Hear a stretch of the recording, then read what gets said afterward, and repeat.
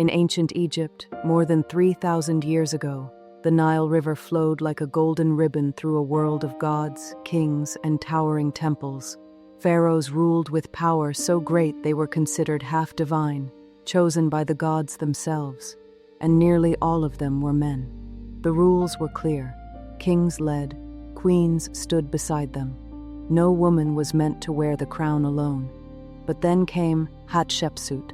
She was born around 1507 BCE, the daughter of Pharaoh Thutmose I. From the moment she took her first breath, her life was shaped by power, tradition, and expectation.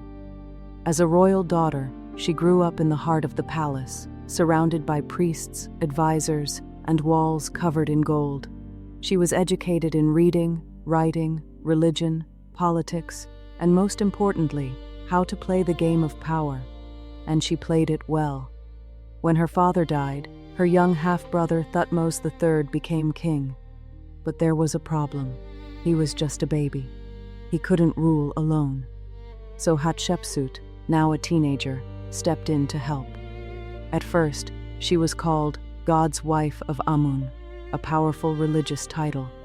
Then she became regent, which meant she ruled in the young king's place until he was old enough.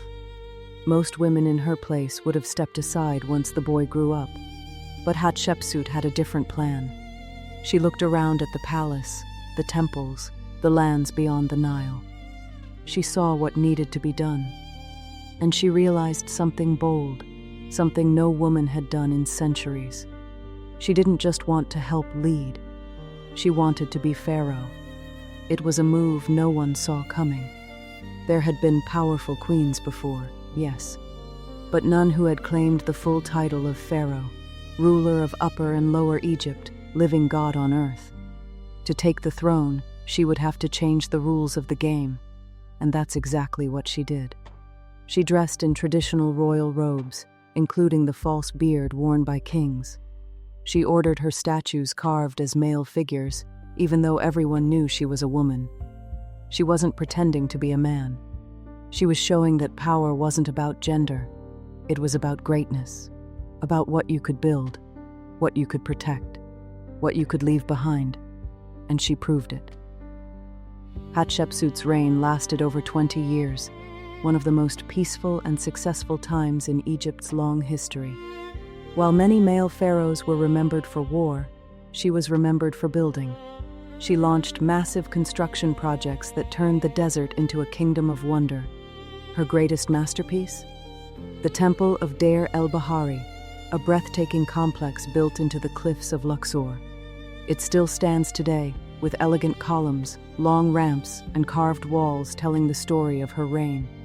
One wall shows a daring expedition she led to the land of Punt, a rich kingdom across the sea, where her ships brought back gold, incense, myrrh, and exotic animals. It was the kind of mission that showed Egypt's strength without a single sword raised. Hatshepsut ruled with wisdom and vision. She made sure food was stored for hard times. She created jobs. She kept peace with neighboring lands. People in her kingdom had safety, purpose, and pride. She built so much that later rulers tried to claim credit for her temples. But the people knew who had done the work. And for a time, it seemed like her name would live forever. But history isn't always kind to women in power. After Hatshepsut died, her stepson Thutmose III took full control.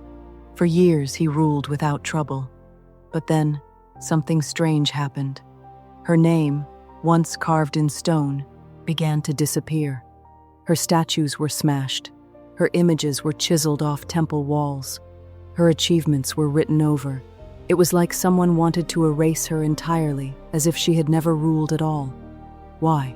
No one knows for sure. Maybe Thutmose III wanted to protect the image of a male-only royal line. Maybe later priests thought it was dangerous to show a woman could rule so well. Or maybe people were just afraid of change, afraid of the idea that someone like Hatshepsut could break all the rules and win. For centuries, it worked. Tourists walked past her temple without knowing whose name had once filled the walls. Her story was hidden in broken carvings and buried scrolls. She became a ghost in her own kingdom. Until one day, someone looked closer. In the 1800s, archaeologists exploring the ruins of ancient Egypt started to notice something strange. There were statues that had once had female features, but had been recarved to look like men. There were temples with missing names. And then came the biggest clue: a tomb in the Valley of the Kings, one that held signs of royal burial, but didn't match any known king. After decades of study, the pieces came together. This wasn't just a forgotten ruler. It was Hatshepsut, the pharaoh they had tried to erase. Her mummy was eventually identified in 2007 using DNA and a missing tooth. The world finally saw her face, not just in paintings or statues, but real, human, and powerful. And with that discovery, her story came roaring back. Now she's remembered as one of the greatest pharaohs of ancient Egypt, a woman who rose in a man's world, who ruled with wisdom, strength, and pride, who didn't ask for permission. She built her own throne. Her temple still stands strong under the Egyptian sun, whispering the truth she left behind. Because no matter how hard they tried to cover it up, her legacy outlived the lies. Hatshepsut didn't follow tradition. She reshaped it. She didn't wait to be accepted. She made herself unforgettable. She did it.